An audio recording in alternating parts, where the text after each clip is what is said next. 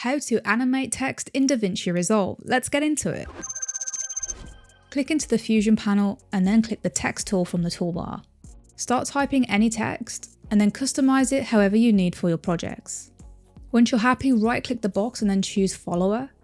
This will open up modifiers in the top. Click into this, click into shading and then move your timeline to half a second in. Create a keyframe for opacity, then scroll down and create a second keyframe under position for the X and Y value.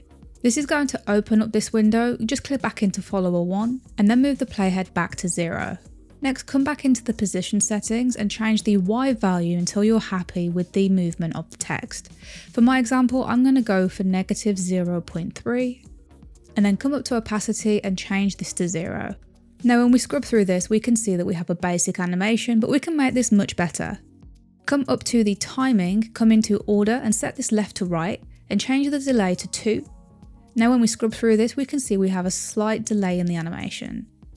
We can make this better by opening up the spline, making sure that we have the text one selected like so.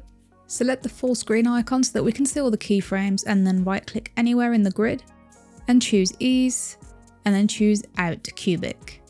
This will give a nice smooth animation for our text. Finally, we can come back into the tools, come into the settings and then select motion blur, change the quality to 10 and set the shutter angle to 360. And as we can see there, we have some motion blur in our text animation. Now if you come back into the editor, you'll see the title that we've just been configuring and that's all there is to it.